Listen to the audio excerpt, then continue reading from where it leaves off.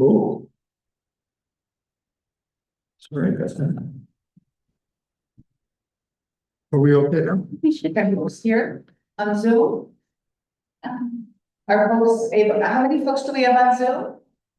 Just one. Right now? Yeah. I see five participants, I just got, but yeah.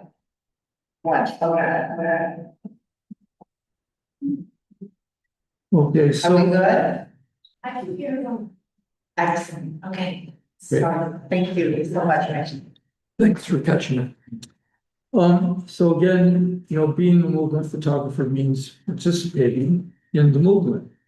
And that means that we take a look at what kind of images we're taking, how they're taken, but especially how they're used. And participation, our participation in organization or broader social movements, that can be something that is a short relationship, but it's also can be something that lasts an entire lifetime. And the relationship that we have as journalists, writers, photographers with movements that we're part of, it changes. It doesn't always stay the same. It develops. So building trust, in other words, the relationship that exists between us and as people holding the camera or the pen or the computer screen. And the movie that we were part of, a lot of it depends on how the images get used. You have to really pay attention to that. So what our relations are with the communities and unions and the people that are documented, it depends also on having a long-term perspective, that it's not just something that, you sort of sweep in, you write something, or you take some pictures and you sweep out again. So today I want to talk about it as in terms of my own relationship with the Frente Indígena de Organizaciones Binacionales, or the Binational Front of Indigenous Organizations. And this is just sort of as an example. It's not because I'm so special, although I think the Frente Indígena is kind of special, but at any rate, to use it as an example of what we're talking about here. So this work, I've got to share. Oh, I see how it's coming. Okay. So this kind of work grew out of earlier work that I did on immigration in Mexico, and goes all the way back to the time when I was an organizer for the United Farm Workers Union. So, these photographs here are just sort of illustrations of the kind of things I went back to try to document once I had a camera in hand, which I didn't have when I was an organizer. The idea that you have a meeting with people at the end of it, roll across arms and you sing. That's the reason why I fell in love with farm workers union, just because we would sing in meetings. Then also, the idea of the confrontation with employers. This is Artie Rodriguez, who was the president of the UFW for a while, with workers from the Gallup ranches in Sonoma County confronting the Gallup Corporation and their little wine shop in Hillsborough. So in the 1980s, I started working as a photographer. And part of what I was trying to do was to see, that there was a new wave of people migrating into the fields in California, especially coming from southern Mexico, all Oaxaqueños from Oaxaca, Guerrero, and the states of the South. So I went back to Coachella, where I worked for the UFW, and began looking for images that could show this. And this is one of the first ones that I took back in 1992 of a indigenous man basically pulling the paper off of bell pepper plants. And then other images like this in Coachella that would kind of look to show who people were, but also kind of living conditions that people had. This is you think nobody lives here, but then you see that there are clothes on the line in the back there, and there's a child's toy there, and there are, in fact, people.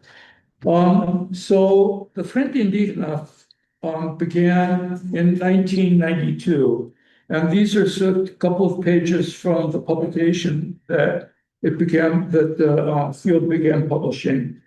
And it has here the names of the organizers. And I don't know if I can move this thing. Yeah, I can. So you can sort of see the list, who the editorial committee is. The editor, of course, is Gaspar Rivera, and other people who are, pretty well known. I think at least the people here at the Labor Center. I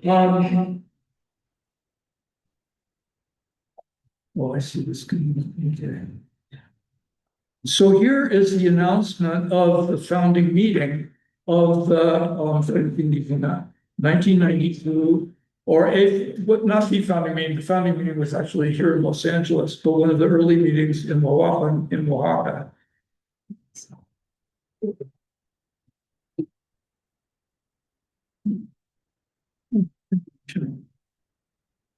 So you can see here below the names of the 6 organizations that came together to form the Frente Libre. That was why it was called the Frente, because these organizations were the ones that came together to form it.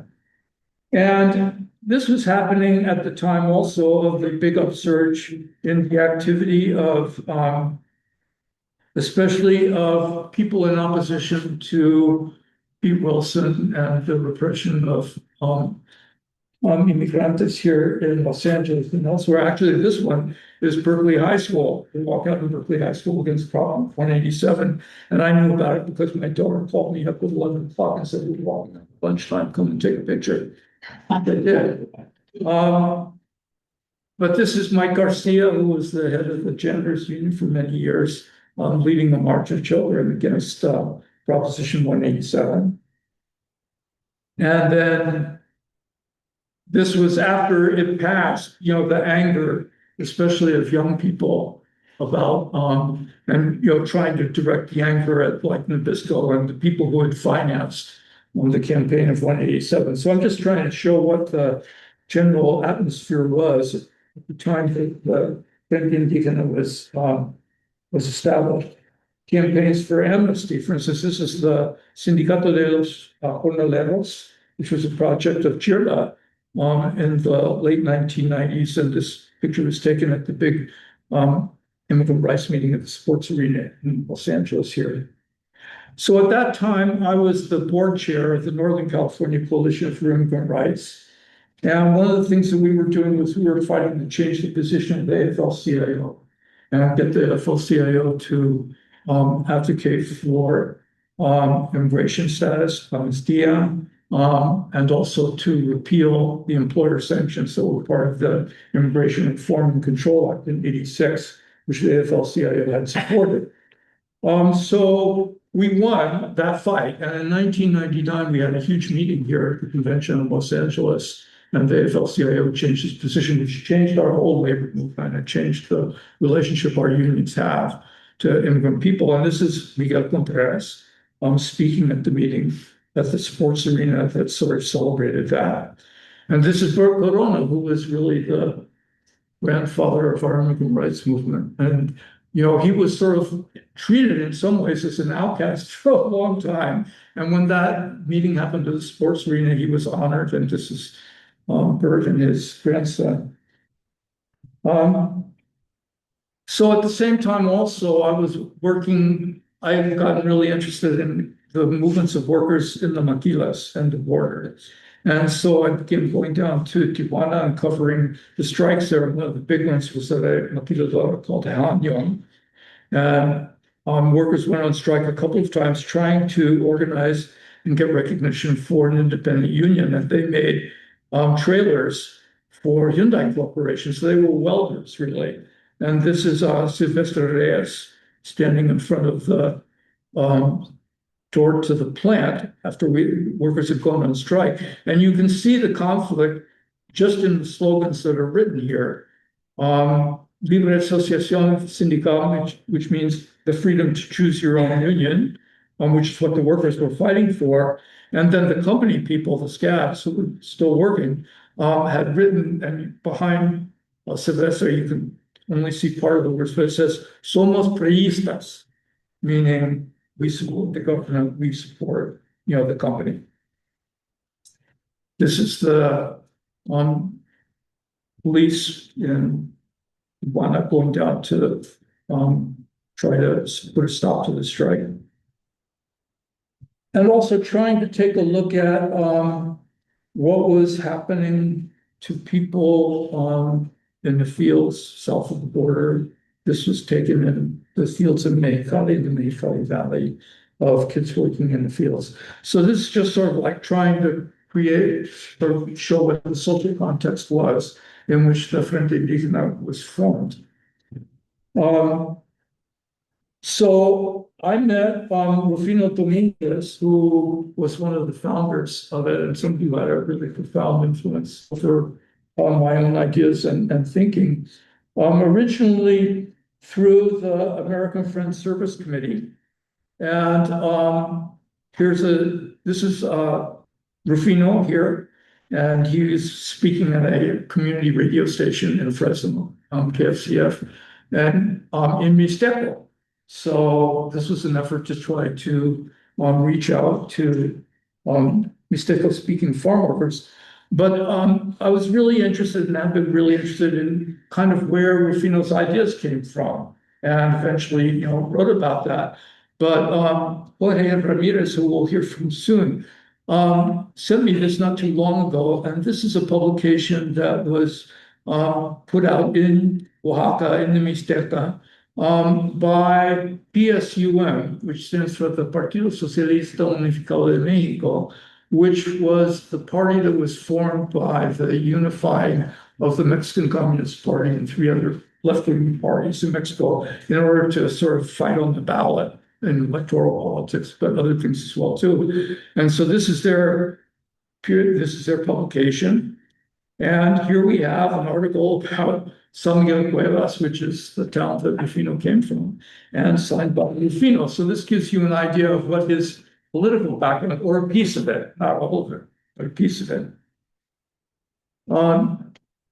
So pretty soon, Rufino invited me to come to a binational assembly of the Frente Indígena in Tijuana. And so the Frente Indígena was formed in Los Angeles by people from Oaxaca, by migrants from Oaxaca, primarily Mixtecos, but Zapotecos and other language groups as well too.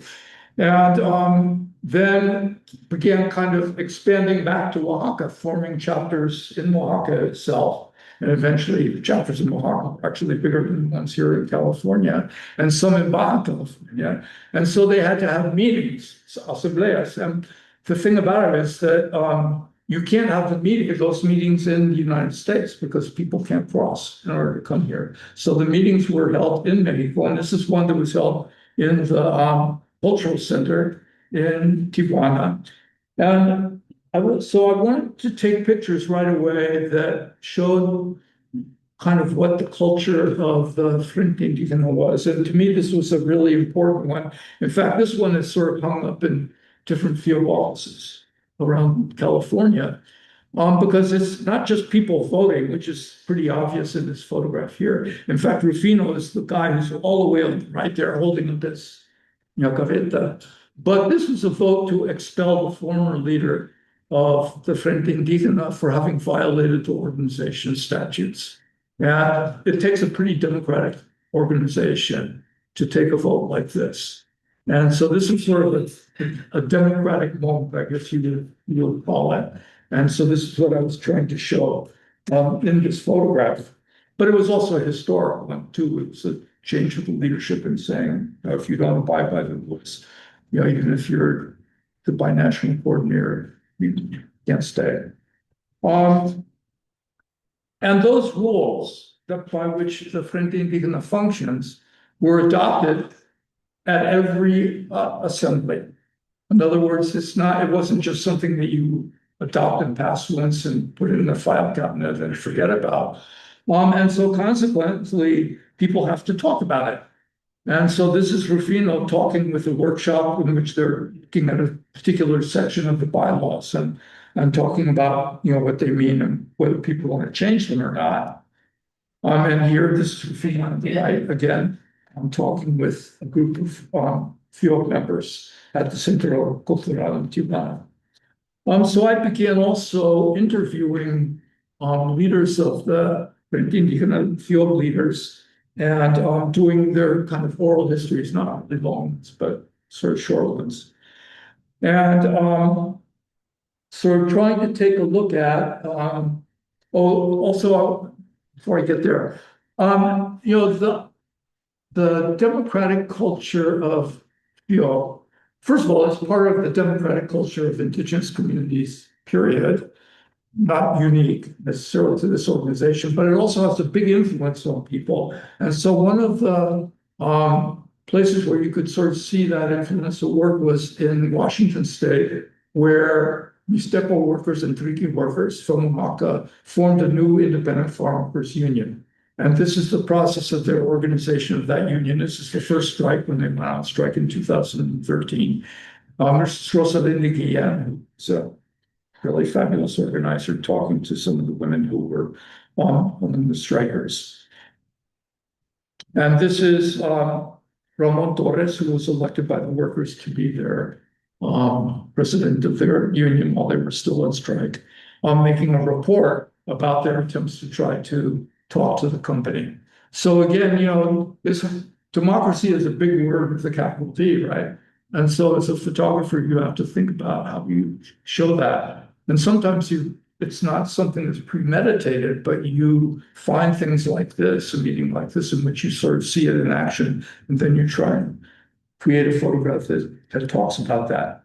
Anyway, going back to talking about and doing these oral histories of leaders of the Frente Indígena. This is Aurelio Maceda. And Field would organize a basketball tournament in Madera and Fresno every year, a championship. And teams will come from all over different Oaxacan towns, or people from different Oaxacan towns would form teams, and they would compete. And this is Aurelio basically trying to set the rules for this particular competition. And just people playing good basketball, counterintuitive, because people in many Oaxacan towns don't play football or soccer, but people play basketball. So you get really great shots like this. Also because people are not very tall, and so they play a style of basketball in which people are sort of up in the air at the time, jumping and jumping. It's really dramatic. This is Irma Luna, who is a leader of Field, who went to work for California Rural Legal Assistance to try to protect the conditions of farm workers. And here she is confronting a foreman and reading the Riot Act about having bathrooms and water in the fields. These are really remarkable people. Jesus Estrada, who was a leader of a Mixteco strike in Santa Maria in 1999, which led to his being blacklisted, and a number of people blacklisted as well too. And so again, I was trying to take people's oral histories as well as just sort of taking portraits that show them in action. And these fights, like the strike in Washington State, the strike in Santa Maria, they had roots in the strikes that people had done in Mexico before that, as migrants. And so one of the people that I interviewed and talked to was Fausto Sanchez. And Fausto is the second person from the left in this photograph here. And so he was a striker in San Quintin in Baja California. And just a couple of things that he told me. He said, talking about how they treated the strike breakers and people who tried to work, he said, well, we chased them through the fields with stones and tomatoes, and we locked them in the shed for a day. When people really want something, you can see the euphoria in their eyes and feel it. People can only take so much. And then he was elected to the school board actually in Arvin in the Central Valley. And it's a big community, important community leader there. And he said, indigenous people are everywhere now. Even though people tried to exterminate us throughout our history, we're still here. I consider myself more American than any Anglo because we've been on this land more than 3,000 years and have never had borders until the governments imposed them. So again, it's this trying to document people's ideas, and that became very, very important to the work that I was doing. So my teachers were Gaspar here, Rufino here, and the two of them, they were both of them were founders of the Frente Indígena. And Rufino then asked me to come to Oaxaca and to interview people and take pictures there. And so we went first to a training that the Frente Indígena had in Huahuapan. This is Centolia Maldonado, who is the person actually who kind of exposed the misdoings of the man who was expelled as the leader of FIOC. This is Romualdo Juan Gutierrez Cortez, who's a teacher in Oaxaca, and a lot of the FIOC and a lot of the movement in Oaxaca comes out of the teachers' movement. And so the teachers are very important people in Oaxaca political culture. And Juanito is a leader of the teachers' union and the teachers' movement there. And then also just trying to look at what where people were coming from and what world people were living in. This is Centolia's mom, and over to her house, and she's basically making tortillas. This is Juan Rolando teaching his class. And so I think, just trying to document the teachers' movement or trying to sort of show what the teachers' movement means politically in Oaxaca is a very important part of it.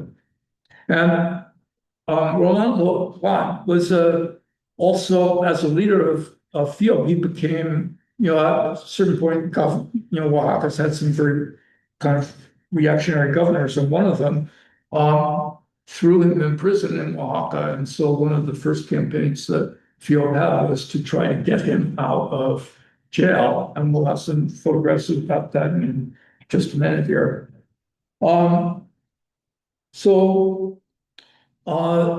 FIOC established a weaving collective, for instance, in Oaxaca, the idea being that especially for women and family members who were still living in Oaxaca when men had gone off to look for work in Mexico or in California, people needed some source of income, especially if the money wasn't coming back regularly or as much as people needed. And so the Weaving Collective was set up to also take what people were making, the weavers were making, and then bring it to Fresno and bring it to California and try and sell it in California for money. So this is Rufino and Centolia with members of the Weaving Collective. They're doing an account of what happened to the money when it got sold. And Centolia making a report to people listening to the report. And you can see the banners that the FIOC chapter in this particular city, Cuxtlahuaca, carry in demonstrations and on the walls there and when listening to the report. And this is the Weaving Collective here. You see Romualdo Gutierrez Cortez on the left, and Rufino in the middle, and Centolia over to the right a little bit. And again, this is trying to look at the culture of participation in meetings. And so this is, Yolanda Cruz is actually a very talented videographer and wound up making videos about Chatinos and Oaxaca people and the migration. And just voting. I have lots and lots of photos of people in meetings trying to do that. Meeting photographs can be really boring, but they can also be pretty interesting depending on how you take them. This is,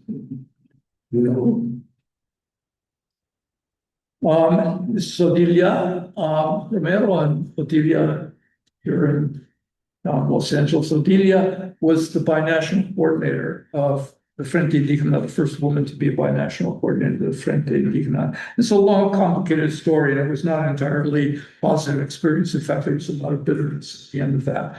But I think it was important that she was elected and then try to serve.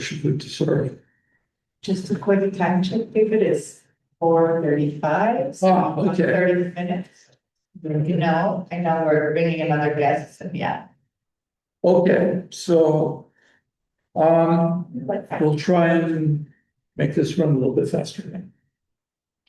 So again, these are photographs that show the culture of the field assemblies.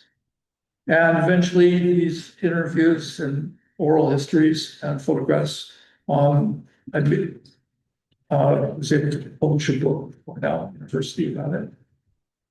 And so again, trying to do the same thing in California. This is the Mañanitas celebration of the Talent Day for San Miguel Cuevas that Freedom came from.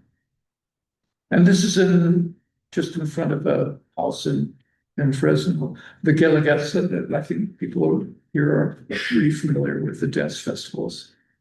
And it's not just an expression of culture, which of course it is, but in some ways it's also a culture that is integrated in people's communities. So it's not just a performance thing. And here you kind of see it right there. The same plaza where people are playing basketball. And it's not unique necessarily to people from Oaxaca. These are Porepechas, people in Coachella and Coachella Valley and their comite, because people are organized, right? People have their comite depending on the town people come from. The music again, and this is just two musicians playing at the library in Hollister. And here's a guy who brought his guitar with him. This is not too long after he crossed the border, and I was always curious about, must have been taken something to carry that all the way through the desert, which he had to do. But how important it is, right? Music is the culture of traditional medicine and people. Yanina Merino, who's a curandera in Greenfield, and then trying to pass the culture along to your children. So these are the dance groups. In fact, the Guelaguetzas that we have in California grow out of this effort to set up dance groups so that parents can get their kids interested in the music and culture of the towns that they come from. And again, this is not just the display of culture, but this is what happened in Healdsburg this last summer. And they called it the Guelaguetza de Resistencia, because the Guelaguetza in Los Angeles, they didn't have it last year because that was during the raids and people were so worried that the ICE would use that as a way to grab people. And when the time came for Healdsburg, they decided, no, we're not going to let ICE stop us from having the Guelaguetza. And so this is sort of a defiance, an act of defiance, dancing in defiance, actually, if you want to look at it that way. And so these, again, the last thing I want to do is I want to read something that Gaspar told me, because part of what this whole effort is about is really me, trying to understand as somebody who grew up in Oakland, a white guy, never, my family came from New York, but that's not migration in the same way at all. Understand the roots of migration and what the displacement is about, people is about, and then what happens to people as migrants here. And this was something that got discussed in those asambleas all the time.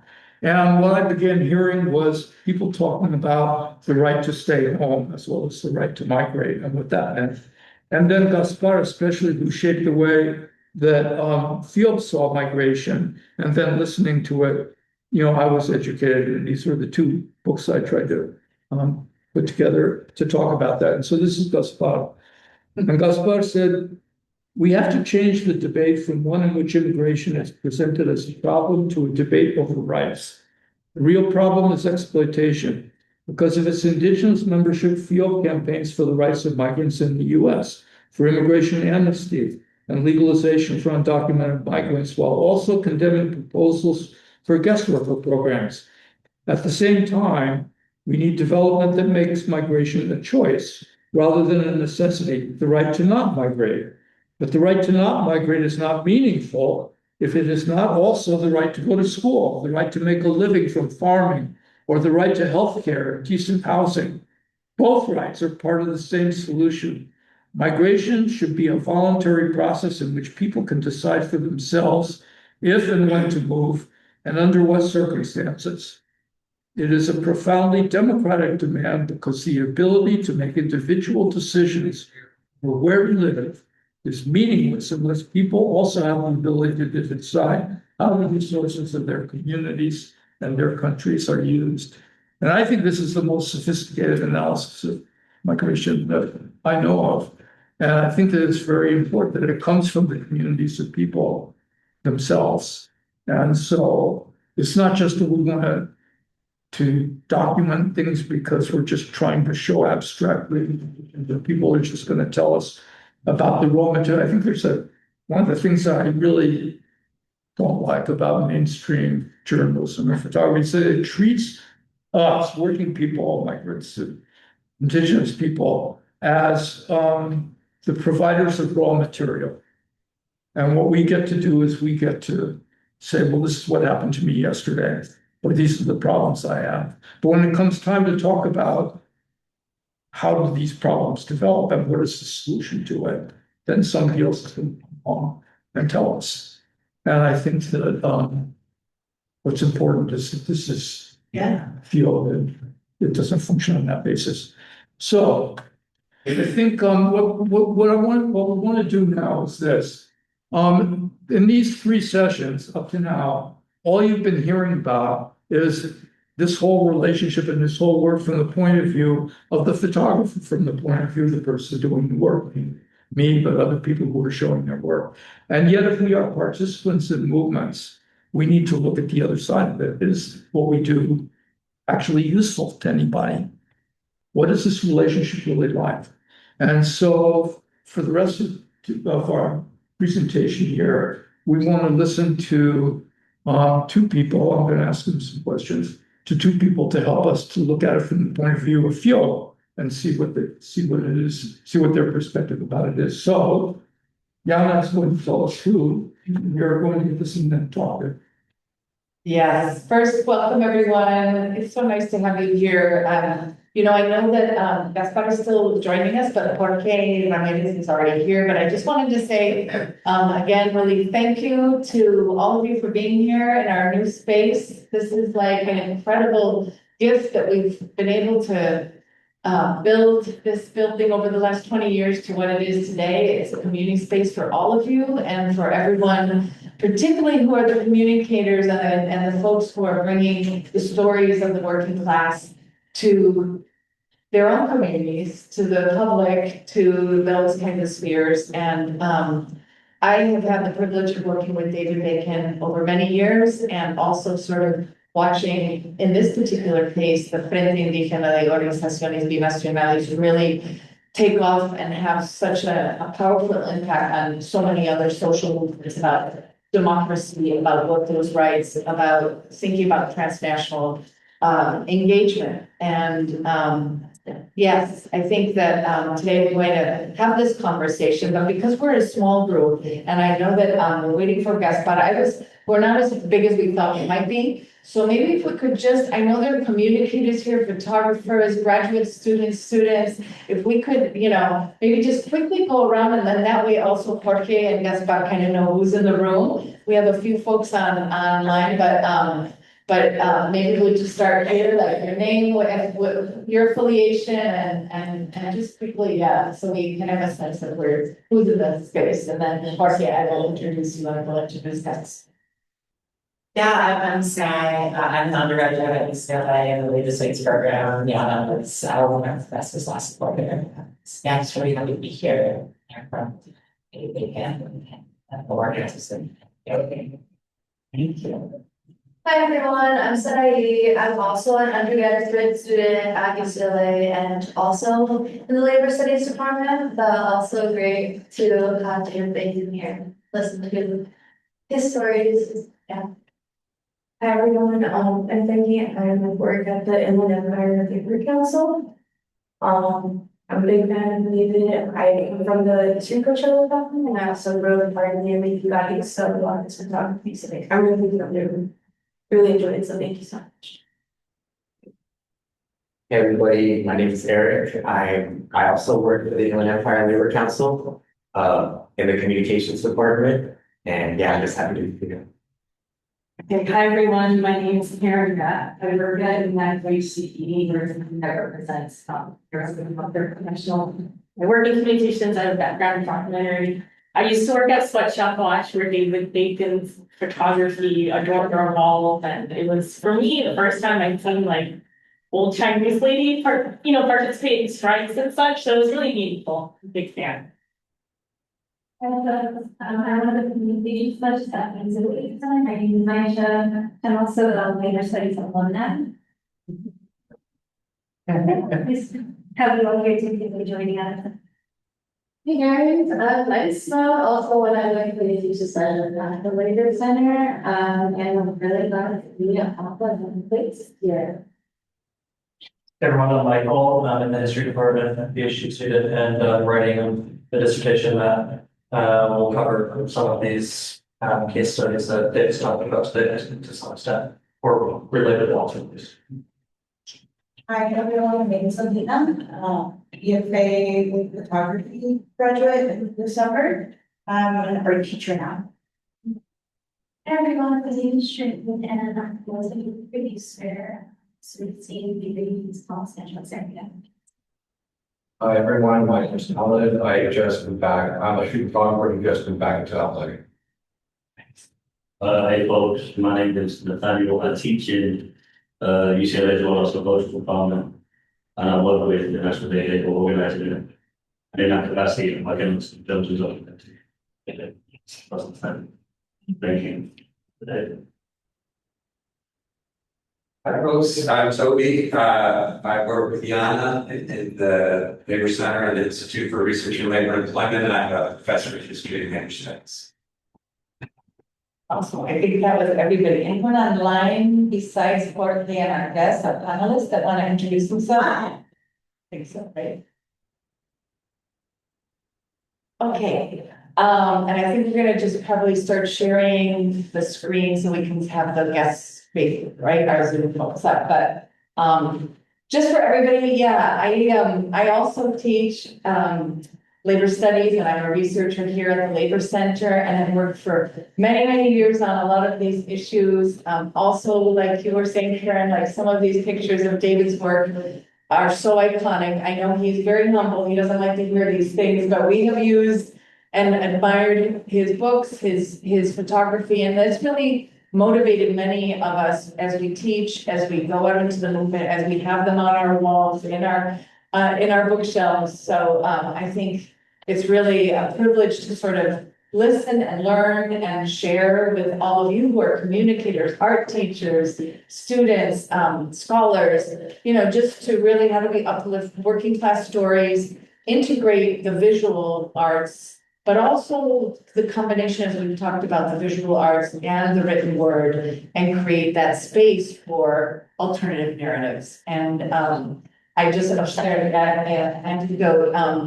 I also met Rufino in like 1998. Based on my work, I was with the American Friends Service Committee for many years, doing immigration and refugee sort of work, and got to travel with Rufino all throughout the Central Valley, making a film with Third World Israel, which is a people of color collective in New York. And we, and that's how I met Gaspar and all of those folks that were just so inspiring to see how folks working as many in Carmen are in these conditions that seem so utterly inhumane, and how humane their lives were and how much humanity they brought to their families and to their community and to their culture. And so with that, I'm really delighted to introduce our first speaker. It's going to be a conversation. David's going to ask you guys questions. Jorge, I know so much about you. I think we've met a few times, but I'm not quite sure. But I definitely hear from Gaspar and from Ruben and from David all about your work. Jorge Ramirez Lopez is an assistant professor at the Department of Global Studies, at the University of California, Santa Barbara, and he teaches courses on global indigenous movements, borders, social movements overall, and he's a scholar of indigenous migration, has multiple books on also the politics of borderlands. He has many accolades of awards and postdoctoral fellowships, and his writing is very indicative of his deep commitment to democracy from below. Is one of his books, The Communal Worlds of Indigenous Migrants Created. And this really follows the lives of people from southern Mexico who were have some of the most significant generations to connections to labor and US Mexico Pacific coast. Is Gaspar here as well already? Not yet. So, but maybe I will just introduce Gaspar because hopefully you'll be joining, but we'll start the questions with Jorge. So Gaspar Rivera Salgado is my compadre in the movement. We share an office next to one another. We've known each other for 30 years. I've seen his kids grow up, and Toby we've also raised our kids in the same UCLA space. But he is a project director, as I am, with the UCLA Labor Center. He's also teaches labor studies, farm labor movements. We've taught pretty much everything in the department, methods, employment issues, but he is the co-founder, as David said, of the FIO in 1992. And Jorge is currently the coordinator of the FIO. He'll tell us more about that. But Gaspar is also really important for those of you who are interested in connecting around Mexico in particular. Is the director of the UCLA Center for Mexican Studies and does a really dynamic program around sort of the diverse issues connected to Mexico, US, and Canada, and sort of directs here with us at the Labor Center, the Global Solidarity Project, and has many publications as well. But I will pass now the mic back to David to ask questions. And thank you so much, Jorge. Bienvenido y qué gusto verte en pantalla. Well, Jorge, I wanted to ask you about political biography of Rufino that wrote a few years ago. But before actually asking you that, I wanted to ask you if you could describe what your position is in relation to FIOP in your own kind of history in terms of your involvement with Frente Indígena. Hi, everyone. Can everyone hear me okay? Yes, we can hear you fine. Yeah, fantastic. So it's so wonderful to be here and be in conversation with David, Jana, and everyone else as well. And I just want to say that my first interactions with David's work, photography, was when I was a junior college student. So I was, finished high school and I was in community college. And we had the David Bacon exhibit, Living Under the Trees, I believe it was called. And that's where I was first exposed to David's work. It was primarily surrounding or around, I believe, Oaxaqueño indigenous workers in Sonoma County, which is where I was at, where I was born and raised. And I was so moved by the pictures, and I believe we even had a lecture from David. But either way, I had to write a report for one of my classes, and I still have it. And I think I sent it to David a few years ago of I think 18-year-old me thinking about the world and through the lens of David Bacon photography. And I should have brought it so I could read it to you long.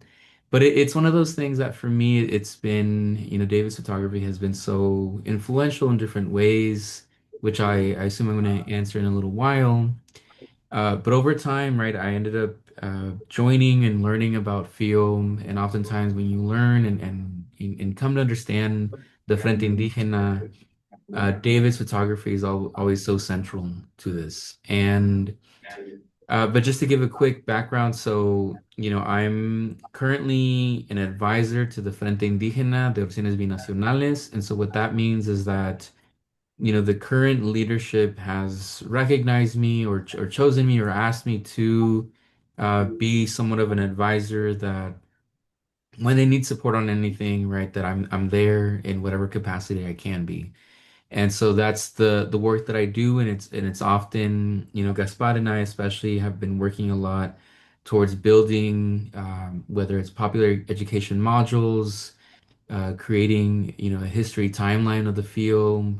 We're trying to really just kind of excavate that history, right? And oftentimes, again, I think I'm going to answer it in a question that comes later. But oftentimes it's where do we locate the archives, the sources, documentation of our organization's history. And, I think it's been a really meaningful experience for me, especially as someone who is from the community, right? And, came to learn about field as I was an undergrad. So I transferred to UC Santa Barbara, where I'm working at now. And, learning and reading about, what Gaspard was writing, David's photography. I remember reading the book, David's book, Illegal People, in my undergraduate course in Black Studies. And so we were thinking about immigration and race together. But over time, right, it was a question of how do I think about my own skills, my own capacities as a researcher, as a student, in the larger kind of immigrant rights struggle.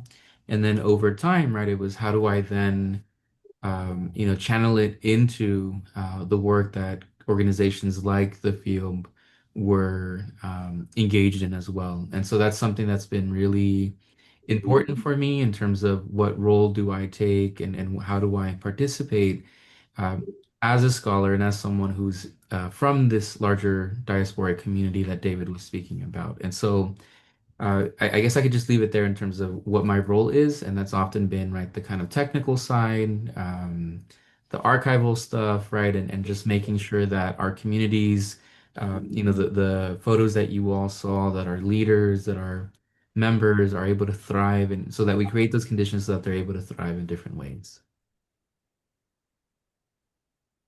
Well, thank you. Okay, um, looking at what you're describing as sort of like a way of working or a method of working, how do you think, what is the advantage, the political advantage that field has by working in this way? With your photography, David, or just Well, in with the the photography and the documentation, I'm not looking just at my own work, but what the relationship is between field and well, Jan was talking about, for instance, making this video with Third World Newsreel about Echando raíces, Yeah. taking root. and And there's been many different pieces that. right, and Yolanda Cruz made videos about the lives of Chatino people in Oaxaca and then also migration here to the United States. So there's a lot of documentation going on. And a lot of it is being done by people who are not like coming from the New York Times, say, or the Santa Rosa Press Democrat, but are coming from other places. Not from inside Field always, although some people do, but from another kind of involvement with the Frente Indígena. yeah. What, Mhm.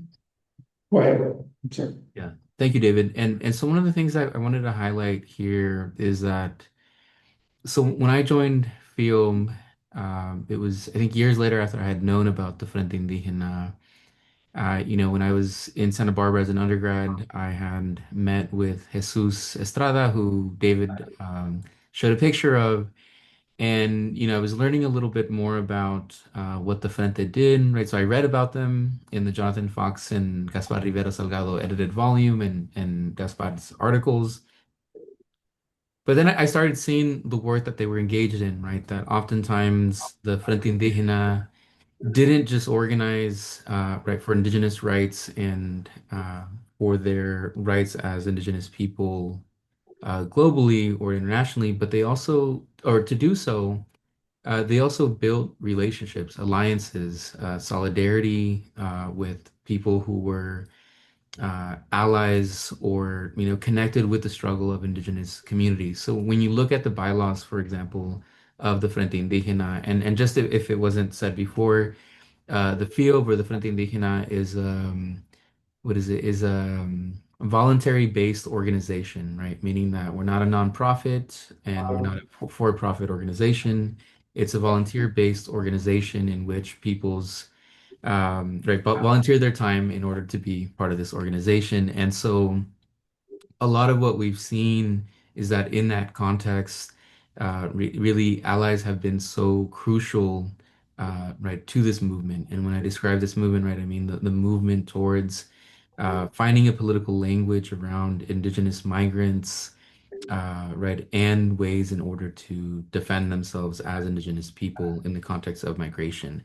And so, so I'm a historian by training, and when I began writing about indigenous communities, especially in San Diego, in the Comité Cívico Popular Mixteco, which was one of the first organizations that formed the field, right, you had allies from people like the Reverend Martinez in North County, San Diego, to Lynn Walker, who's I think still alive, and it was a news reporter for the San Diego Times or Union Tribune. And then you start seeing like slowly and slowly like Michael Kearney, the anthropologist, the late Michael Kearney, and you start seeing that there were individuals and people who were invested in what was happening with the indigenous migrant community. They were making noise, they were organizing, right? They were organized, as David pointed out. These individuals and organizations were on one hand documenting themselves in terms of the histories that they were um, being part of. And so the way that, Gaspar, who's here now too, described it is that, they were often working during the day and in the fields, and then at night we're writing about changing the world.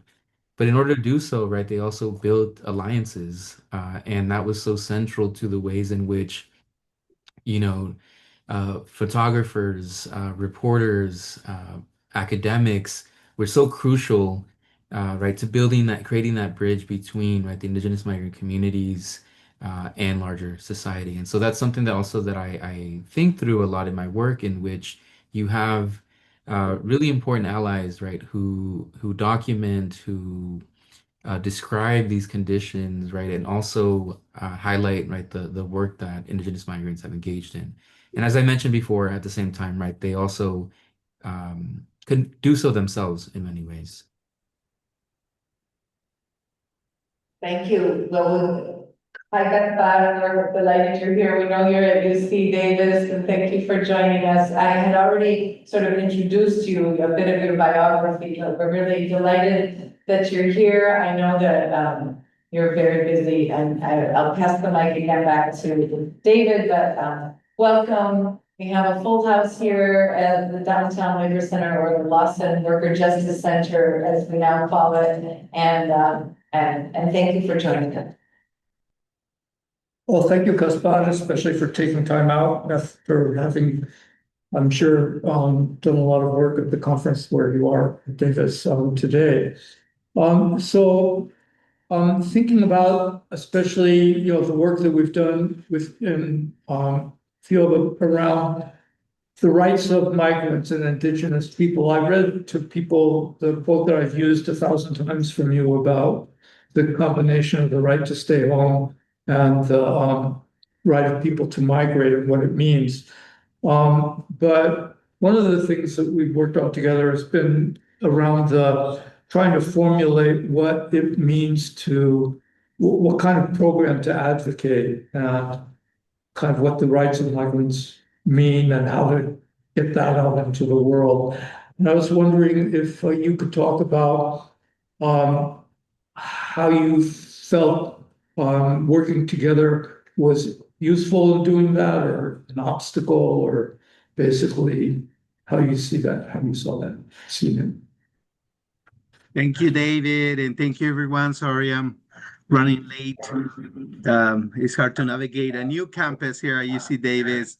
And it's such a pleasure to be on this panel. not only really honoring the work of David, but also with Jorge, who represents the next generation of really organic intellectuals working both at the university, but also with the social movement. And, I met David long time ago, and I think there are several memorable moments where our paths intersect. And I always, think about David's work with Theo, as an ally, as somebody who was interested in social movements. By the time I met David, he was such an accomplished photographer, activist. So really it was kind of natural for him to be in the middle of different political activities. I think one of the, and I keep asking you this, David, when we first met, and I think it was during a binational Congress of FIOV in the city of Tijuana, where folks from Oaxaca came up, two full buses. There were 120 delegates from Oaxaca.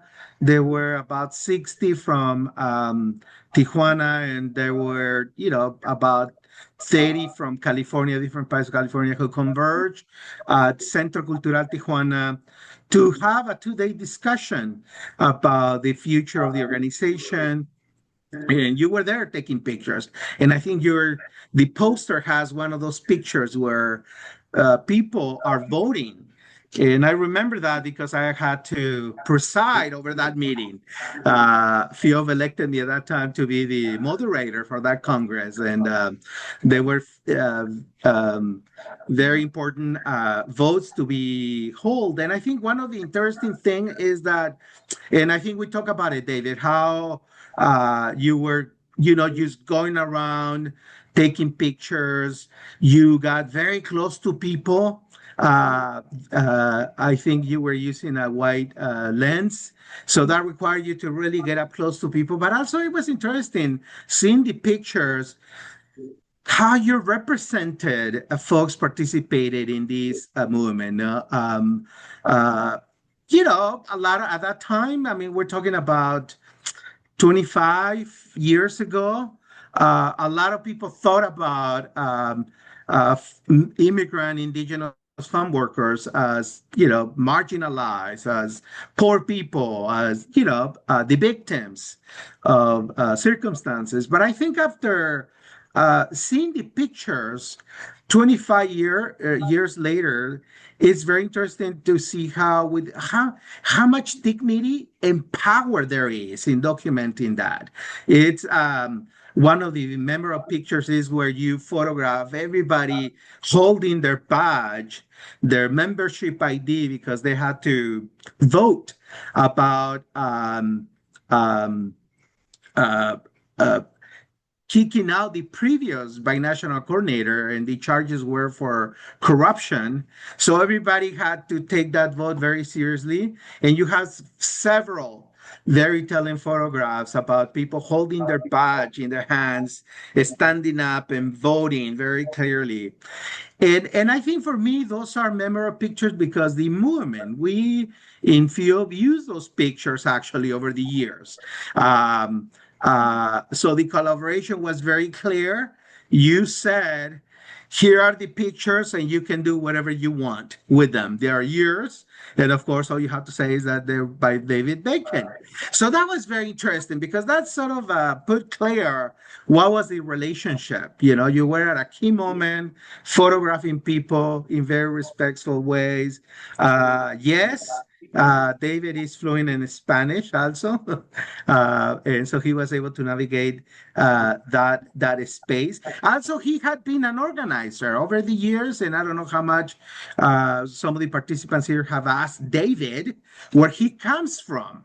And actually, he's he's a leftist activist who had been very active in the movement since high school, basically. So, before becoming a cronista, a chronicler of the social movement, which is how I think about David's work because of his intimate participation with different social movements. And I'm using his work with few of one organization built by indigenous Mexican migrants. And now FIOB, of course, it was founded in 1992. So that would be what, 30, how many years, Jorge? Um, 35, 34? Yeah. Around there, So, yeah. so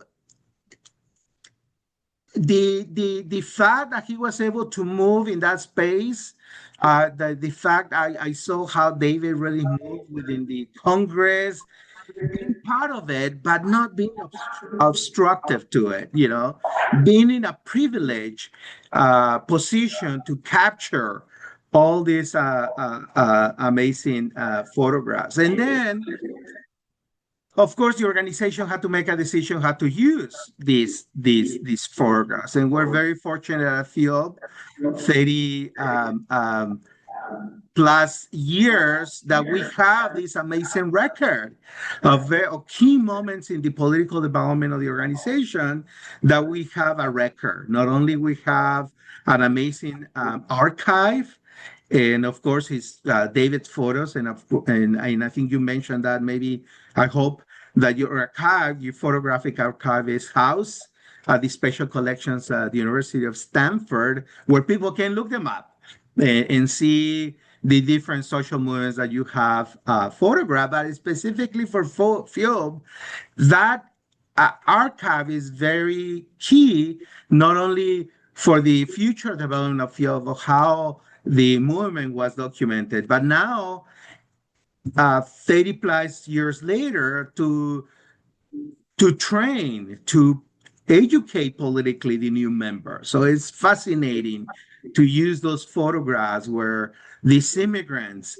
are very active in this radical organization, participating, both men and women, and then we have your photographs to do that. And the organization use your photographs for the newsletter, for exhibits. We have done several things. Also, you chronicle the development of FIOB in several of your works. I remember how the concept of the right to stay home emerged in a later binational Congress in Oaxaca, where we were listening to especially women leaders who were part of the community who had stayed behind and say, this is an immigrant-led organization, but you always talk about those people who move, who get out. How about us, the people who stay behind and who are family members for those who leave? We want to stay at home and also to live here with dignity, to live with rights. And that's how the concept about how can not only we have to focus on immigrant rights, but also on the rights of those people who want to stay home, but a dignified way. What would that take? And that's the beginning of that, how women in this assembly coined that term. That was very inspirational. And I remember just driving back to the airport and discussing how amazing and how inspired we were by discovering that concept and to coin it. So I think over the years, the organization, the movement has been very grateful because they have used the long-term historical record of photographing, and also you write also in a way that is accessible. The fact that you have a blog, the fact that when you have a blog entry, I immediately forward that to the WhatsApp chat of the organization, and people can read about it and people can see the photographs. So I think that has been very important to complement the work of this indigenous binational organization. Back to you, David. Well, maybe what we could do is we could open it up to people who are here in the room and ask, what do you think of, and looking at this relationship, and since we have Gaspar and Jorge here. Are there questions that you would like to ask, or are there comments that you would like to make here?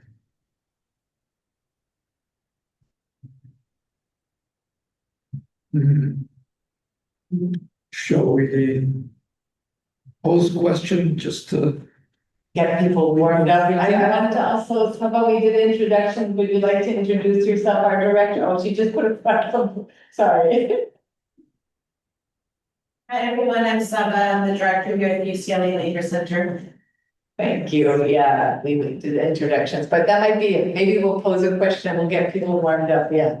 well, I know, Jorge, that at a certain point that you had this sort of, I don't know what to call it, a project of talking to people at the university, students at the university in Berkeley, who I guess trying to sort of like engage with them in a process of political education and political development.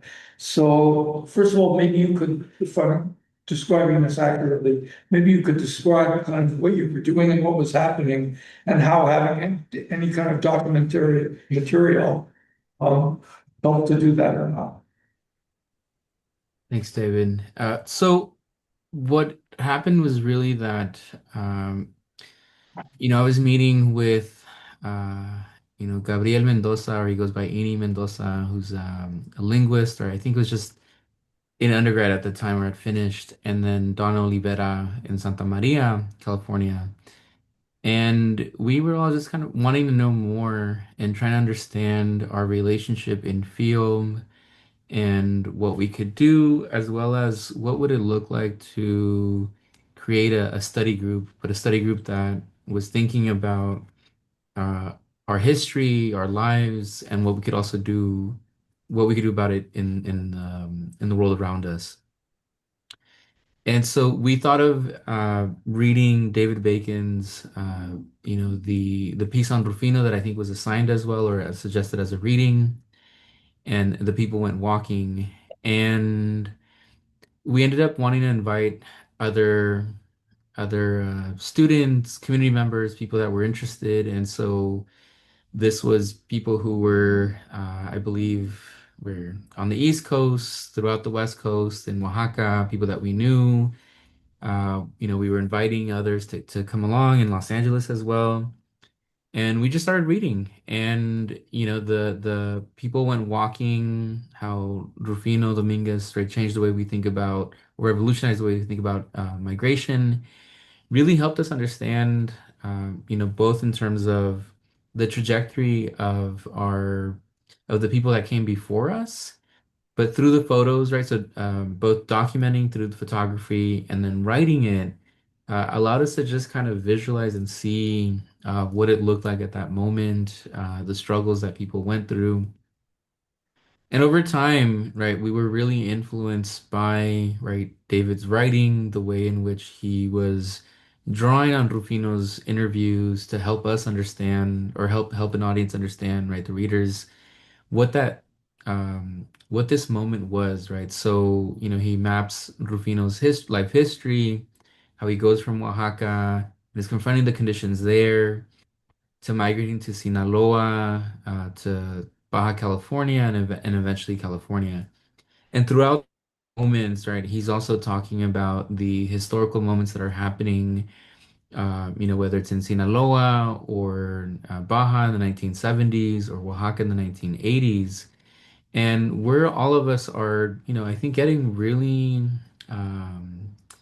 informed and influenced by the way in which David is framing, right, the life story of Rufino Dominguez.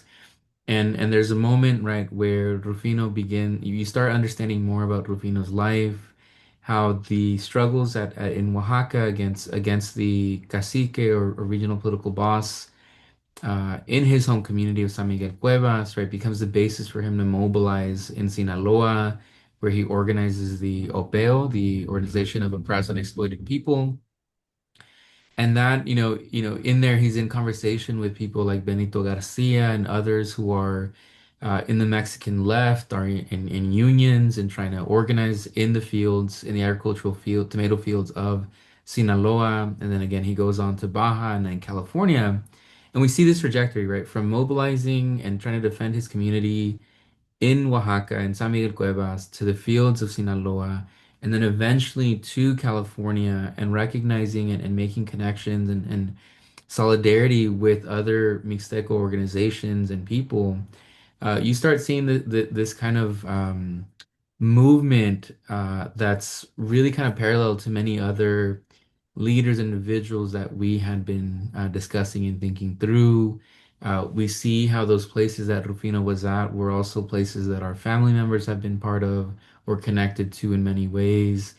And it becomes really formative for us, right, in terms of trying to understand that kind of radical history that many of us didn't have before, right? And so we began kind of blending that and then thinking about our study group. And so we came to name it the People Went Reading Study Group, right? So right after the quote, the people went walking. And so Rufino's describing how to go to Veracruz in the kind of early 20th century, right? His community members, went walking, I believe, towards the places that would then enable them to get transported to Veracruz. And so that the notion of the people went walking for us was powerful in the sense of as a collective community kind of movement, right? Going from San Miguel Cuevas to Veracruz, but then, the movement as a physical movement throughout Mexico and into California, but then also as a social movement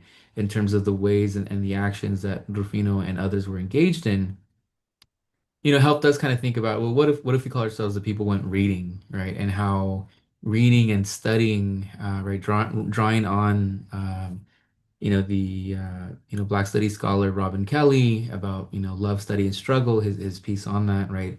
What if we understand this as a study group that's thinking about, our community and what we can do about it? And so we began and we ended up buying also, we had some funds that I had applied for, and so we ended up getting the Jonathan Fox and Rivera Salgado edited volume. So it's a nice thick book where that's, discussing a lot of the work that FIOM has done, right, as well as other indigenous migrants.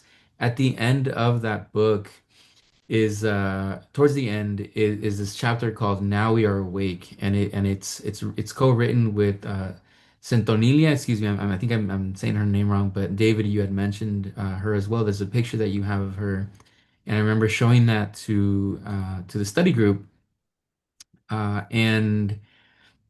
And in that piece, right, she talks about how, as Mixteca women, the ways in which organizations like the field became so foundational to build the kind of confidence where you could mobilize, not just where you realize if you could mobilize for, right, your rights as indigenous people in Mexico or at the state level, then you could also mobilize in your communities and elsewhere as well.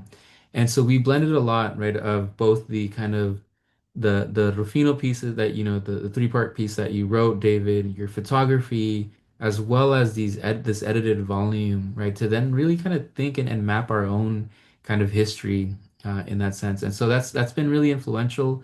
The people went reading group, study group doesn't exist formally anymore, but most people went off to do their own kinds of work and activities and involvements elsewhere. And so that's something that I always kind of look back to in the sense that that moment was such an important moment where we were, it was a study group so, around, it began around, the articles and photography that David wrote to then, the Jonathan Fox and Gaspar Rivera Salgado book, to Centonilia, and I think I'm still mispronouncing her name.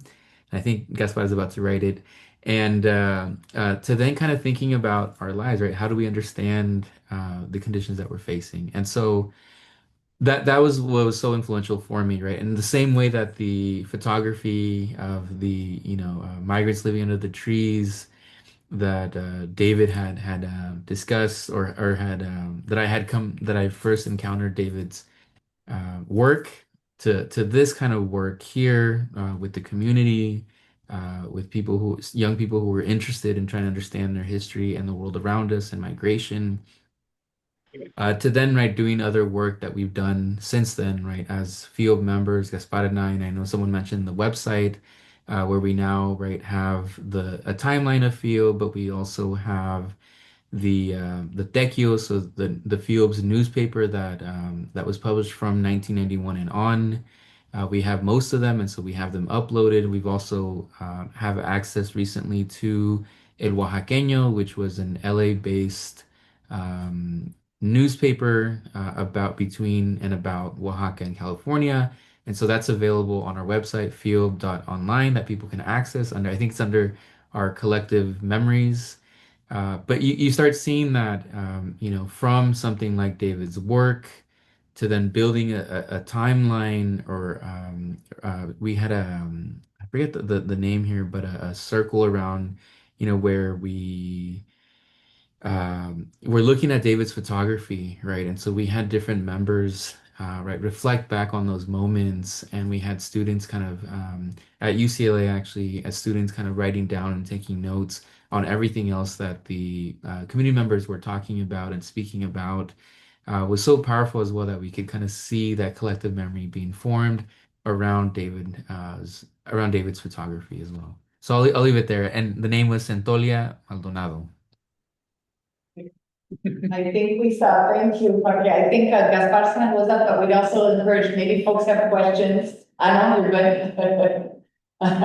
Did anyone want to ask another question now we're warmed up? I see one here and then here, yeah. My question was gonna be, the website, it was field online or field online.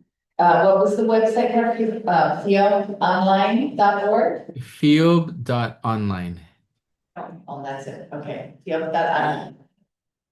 Yes, yeah. Yeah, I'm very curious to hear from Brian and Gaspar about what you all think makes a movement documentarian effective, and specifically what you think movement documentarians do or can do that kind of prevents them from falling into the traps of objectification that I think a lot of journalists and journalists in general fall into when they're covering working class movements and working people's experiences.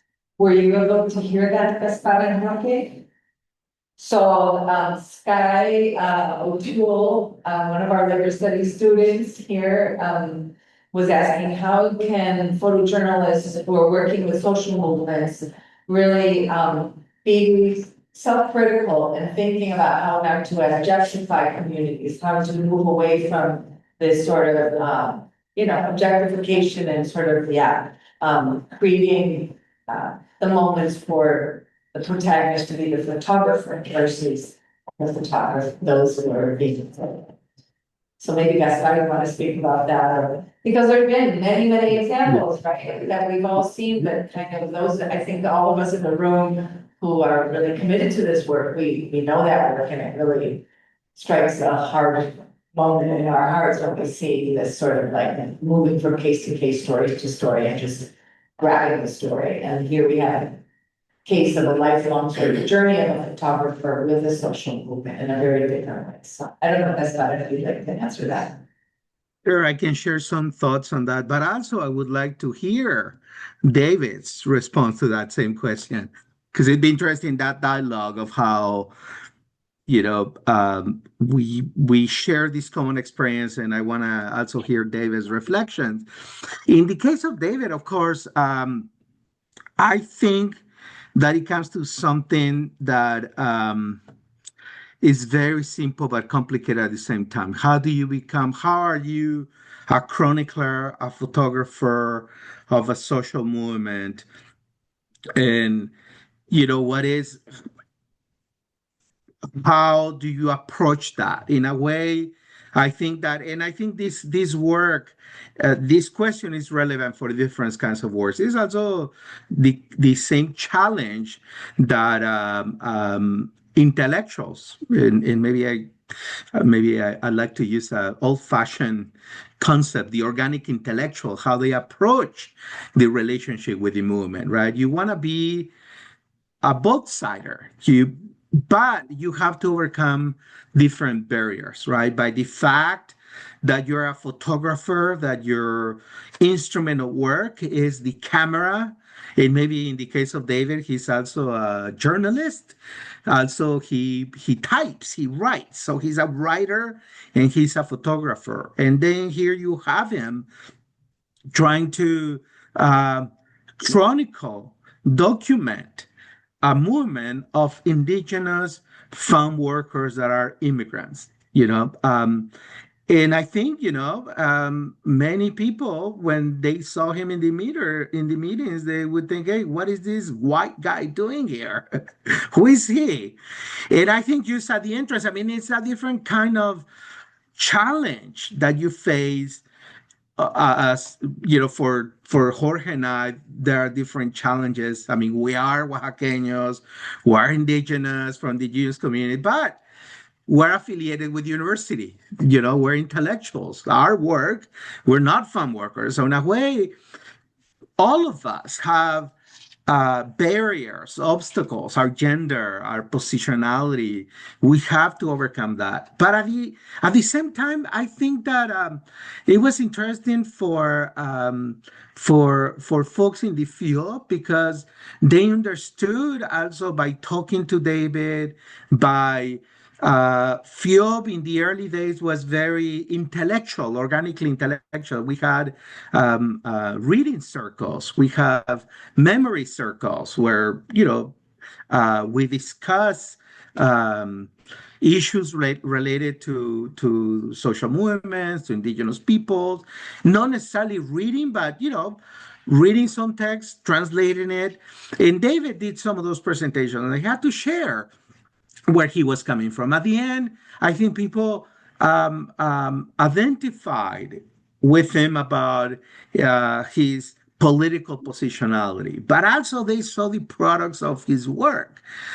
I mean, when David came back to the community with prints of those beautiful photographs, let me tell you, people were very excited. And I've seen that excitement several times. We just visited San Quintin, was it 2 months ago? And there's a blog in the UCLA Labor Center about our trip to San Quintin. And it was interesting because David was photographing there. And as soon as people heard that he was David Bacon, they started chanting. Bacon in Mexico. This is in San Quintin because people knew about his work. People knew about his long trajectory of documenting the movement, but also David does not shy away from the fact that he's an activist, that he has opinions, that eventually he became a member actually of FIOB, and he was given the title of advisor because he had gained so much trust from the leadership, from the community. And it was a commitment. It was a commitment not to have a one-way relationship, not to have an extractivist relationship, but it was a relationship of we're in the same boat. We're trying to change the world. We're activists, and we have different roles. But also understanding that you have to give back, not only in terms of what you learn, not only in terms of your time, but also the product. And he's very proud of that. He has built a relationship with different movements because he gives back. He's not only an activist, he's not only very respectful of the people, he also has his opinion, and we have back and forth arguments about what should be done. So but I think people see his work and his legacy is there, that it can be used for the next generation, the way Jorge is describing it, where we had memory circles, círculos de memoria, where these were Zoom meetings where we brought together folks in their 60s, 70s who had been migrants for more than 40 years, and the second generation, and even the grandkids, and use in those circles of memory, people remembering what was the picture about. And we had several emblematic pictures. There's several that are, David has been documenting marches of farm workers, the Guelaguetza, the big cultural festival in Fresno that is now 25 years old. So people in showing the photos of David, people were brought together and sort of that, and because we work, especially indigenous farm workers are basically very embedded within an oral tradition. So that is very meaningful, right? To have these exercises with people pass down memories, knowledge, skills to one another in those circles. So I think that has been very useful. And I think David has been able to overcome, a lot of challenges that all of that come. But it'd be great to hear David's reflections too on the same question. Thank you. Thank you, Gaspar. And if anybody, and after David, anybody else wants to react too, thank you. Also, just a time check, 5:36. Sorry? It's 5:36, just time. It's okay. We'll make it then. The first thing I think I want to say is that, sitting here in this room, we have people who are photographers or communicators, writers, and then we also have people who are coming sort of from the other side of it, the organization side of it, who are from organizations or movements that are trying to figure out how to relate to people who produce this, right? So we're trying to figure out a relationship, really. And that was the whole purpose of doing this. And to be quite frank, it's very embarrassing to hear David Bacon, because the purpose of this isn't really to sort of like dramatize the work of one particular person. The purpose of it is to use this particular example so that we can kind of look at what the relationship is and sort of apply it to our own work in our own lives. So that's, we've talked and thought about the barriers, and Gaspar, you've spoken about that, and that is a very important question. But I think there's the other side of that too, which is the side of commonalities. What do we have in common? And the tension between that is sometimes kind of what produces the work and produces good work and then allows us to use it. When I went to work for the Farm Workers Union, I was this young guy from Oakland, not knowing anything about farm workers or Mexicans or Spanish as a language or immigration or any of those things. And so right away, workers and other organizers would say, "What the fuck are you doing here?" Some young white guy from Oakland. And I had to think about that a lot and try to figure out how to answer the question. And it was not always a very easy one to do. But one of the things that I came up with was to say, well, because it was true, I've been a factory worker myself, and I came from a working class family. And even though we spoke different languages and, my skin was white and other people's skin was brown, on the other hand, we were all working class people.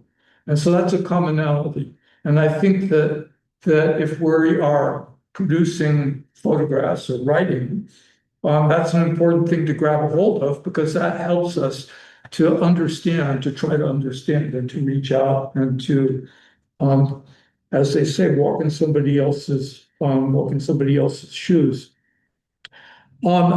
As we said at the beginning, I think a lot of the answer to that question is also how the work gets used.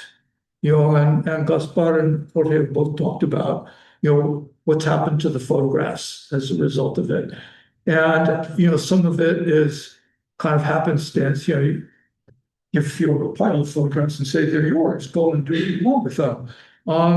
But that doesn't really answer the question very well, because it's true that, that people and the organization will then take them and do things with them. And I like going and visiting field offices or CBDIO offices, and because sometimes I'll see the picture on them.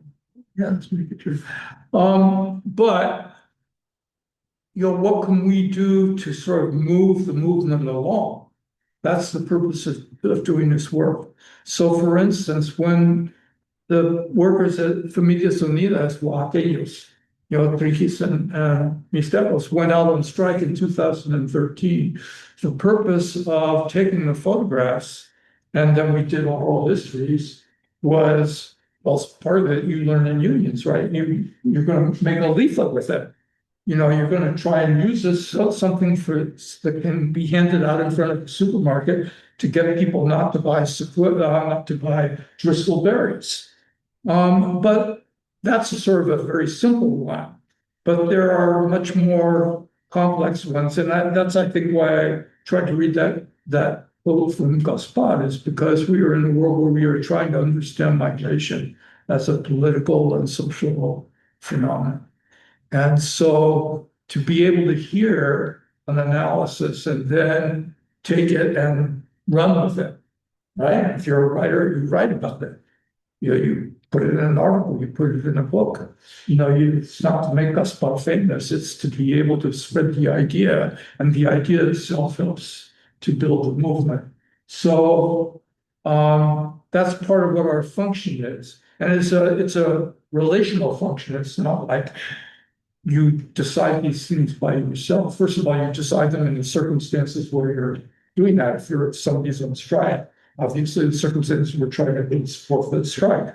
But in a more broad political sense, it's also to try to figure out how to move the movement forward. And that also, the reality of it is also that this is a lifetime commitment. It's like we say to organizers, we say organizing is a lifetime commitment, right? You don't just do it for a year and then you stop and you go off and, do stock trading or something.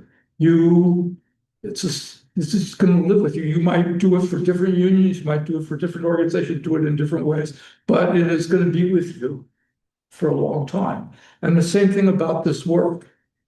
And you have to have that kind of commitment to it, or you won't even get good at it. If you're a photographer, photography is also a craft.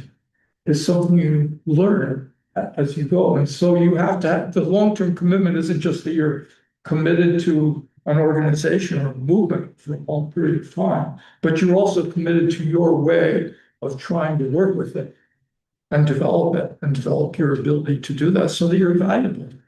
You're valuable to the movement. And people recognize that, sort of, for sure, it helps to open doors, right? You get to go to meetings that maybe you wouldn't be able to go to otherwise, or hear people, or take photographs where you wouldn't be able to get in. And that comes about because of that long-term thing. And the last thing I think is two lessons. One is respect, obviously. Everything that we do has to be done with respect for each other. And the last thing is that, in my left-wing communist radical background, there was an expression about the kind of real hero of the movement is Jimmy Higgins. That was the expression. Who is Jimmy Higgins? Jimmy Higgins is the person who in the old days licked the postage stamp and put it on the envelope for the mailman. So, in other words, the function is to help out. It's not to necessarily be the key person that everything is going to revolve around. That you're going to make the contribution that's going to change the world. You're just trying to help it doesn't move forward. So I think that's it's a helpful attitude, and it's a hard one, especially, let's get honest here too. For people who do communications and media work, it's a very hard one because the media is always pushing at us to say, you are the most important thing, how you relate to your story, if you really are committed to your work. I can stand that idea that you are committed to your work. What about the people you're in the photographs? The people it's like we're not here to fall in love with ourselves.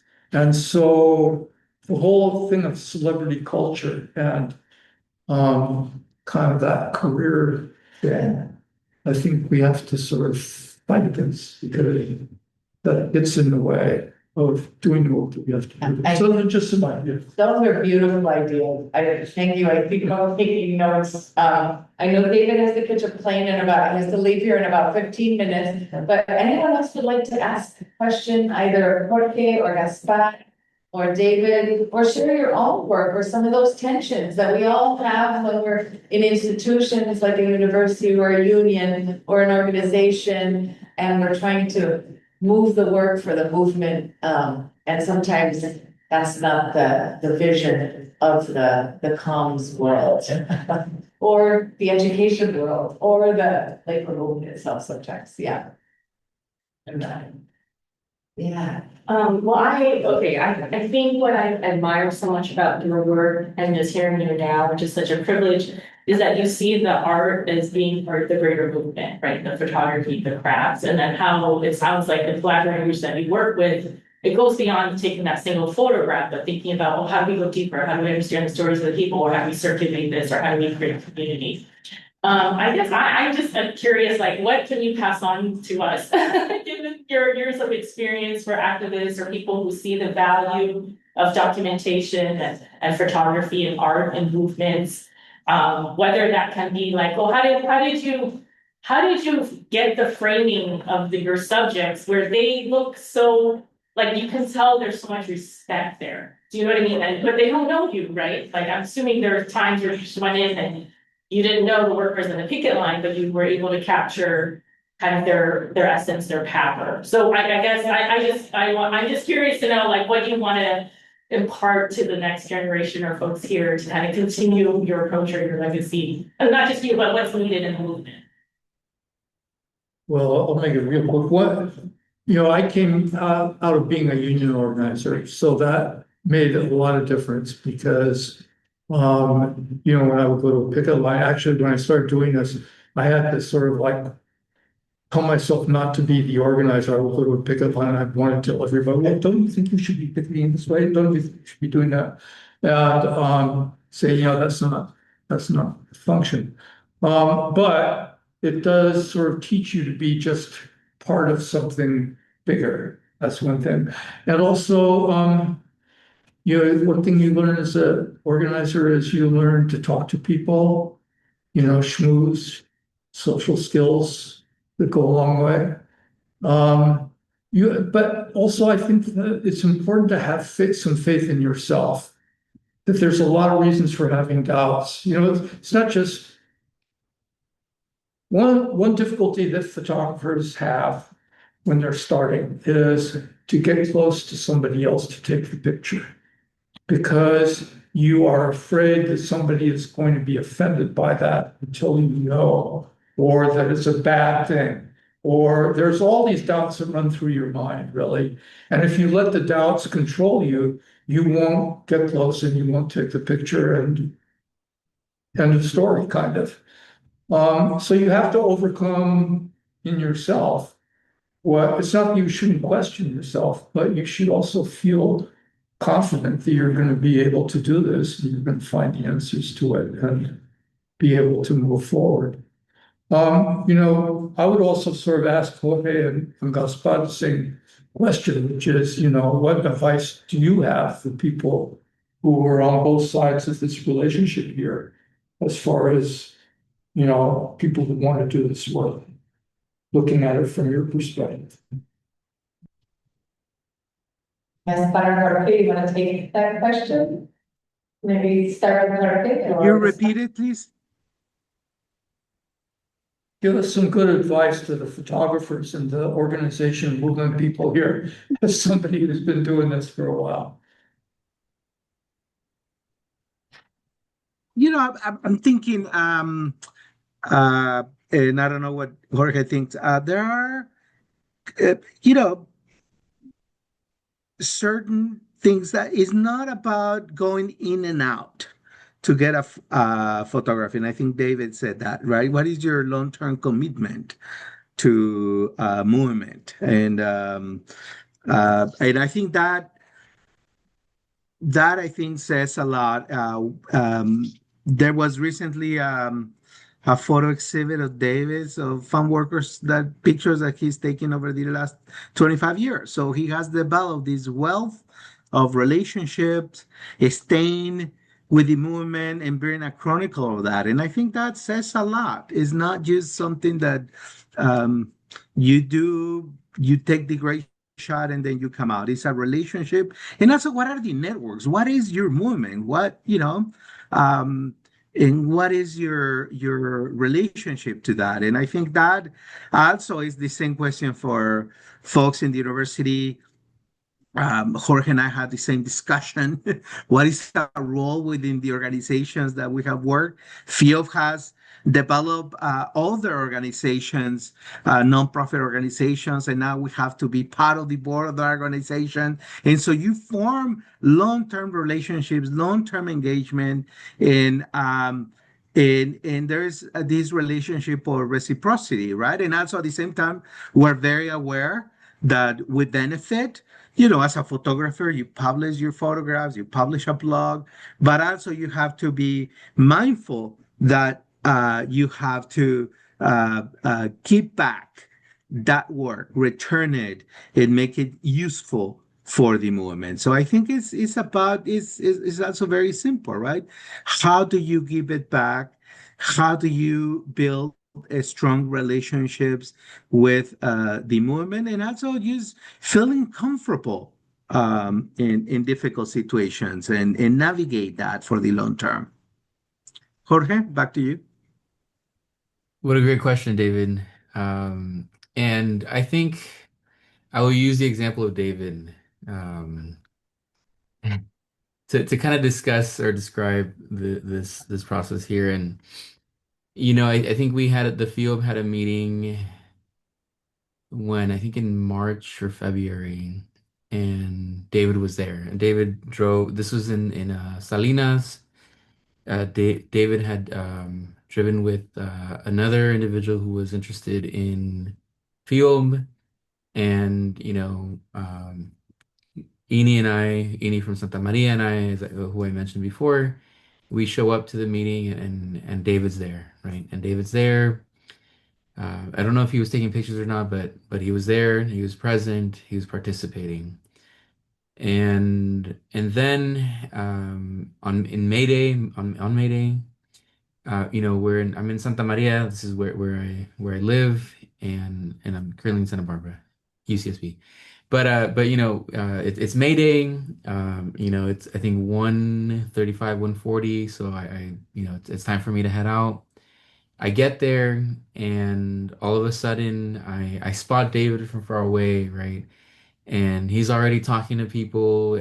People are reaching out to him, right? And then we start moving, and David's he says hi to me for a little while. We're talking about field, and then he's out and taking pictures.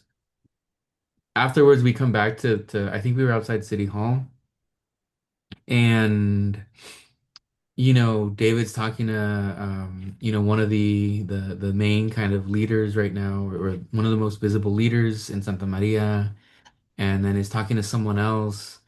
And I look back and I notice the kind of engagement and respect that David has, right? Both as a photographer, as an individual, as someone who's respected amongst the community. And to me, that was exemplary of the kind of dynamics and relationships that, I think even as Gaspar was saying, even though that we're from the community, right, it's something that we have to continue maintaining, right? And so that means showing up, maintaining those relationships, having that kind of form of reciprocity, from that travel that David did, right?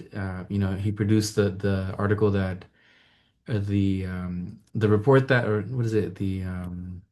The blog that I think it's a blog or writing news article that David wrote with the pictures, right? So it's the pictures and analysis of what was going on, right? And that's one of the ones that Gaspar mentioned that he sent to the WhatsApp chat that we have. And I find that really important. And the other part that I find important, and now kind of stepping away from David, is that I remember reading a dissertation a while back, and this was by someone who was a member of the field. She wasn't indigenous. She was Mexicana, but she wasn't indigenous. Wasn't Oaxaqueña at all, not from Oaxaca. And in the intro, she talked about what it meant to have formed a really solid relationship with the Frente in San Diego, and that they had welcomed her, that She had such good rapport between them, and she was someone that was trusted and recognized. But then she goes to a statewide meeting of in California, and I think she meets Rufino. And in that conversation, Rufino's basically asking her who she is and what she's doing here. And in that reflection that she has, she says, I think she said she felt confused or offended. I don't know what the word here yet. But it was shocking to her because she had already built that relationship already with San Diego field chapter. And she felt that it should have been, or that there may have been some kind of easier kind of route or connection with everyone else there. But yet Rufino was asking the hard and difficult but important questions of who she was, what she was doing there, why did someone who wasn't indigenous in this space, and taking up space, but not some, I just mean being present there. And in that reflection, she emphasized, you know what, even though we were probably from the same working class communities or some, same immigrant experience in a way, she recognized that part of the work of being in conversation and in community with groups such as the field and indigenous migrants meant that her relationship was always dependent on her maintaining and establishing those connections of reciprocity. And so even though she had it in San Diego, it didn't mean it was automatic everywhere else. And she had to continue making those relationships. And so I thought that was really powerful and beautiful. And I think it was exemplary also of the work that David does and what others are asked to do as well in terms of maintaining those that reciprocity that's foundational to this kind of work. Thank you, Jorge. I know we're almost at time. We have like 2 minutes, but I want to just say thank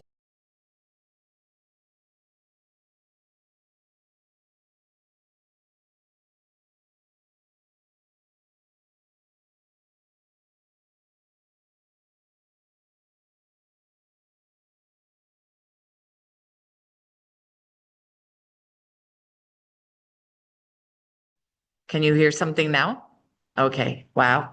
Did I have it on the whole time? I'm hoping that we can continue this series. We had like a 3 series kind of workshop. 2 were online, 1 in person. We'd like to continue engaging around topics of course, like the working class, photography.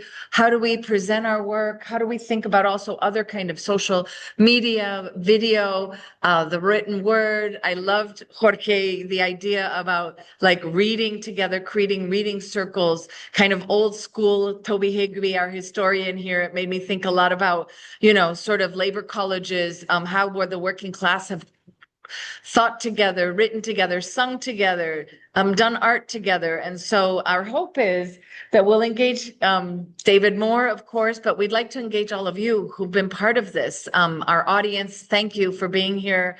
Thank you to, all the folks who are doing this work that's often very difficult, right? Not compensated, often not recognized, especially if you're doing work that moves the movement, as David would say. And so I really want to just thank everyone. Thank David. I've gotten to spend like the whole week with him. We've been photographing young workers and doing another project on young workers and their contributions to the labor movement. So you'll be seeing more of his beautiful work soon on that. But thank you. We can stay here on this space. I know that we have to get off Zoom at this point. I think we've got like a license thing with a webinar, but thank you so much, Jorge. Come, aquí tienes tu casa, ya sabes. Gaspar, I'll see you soon. Safe travels. And thank you so much, David. Yes.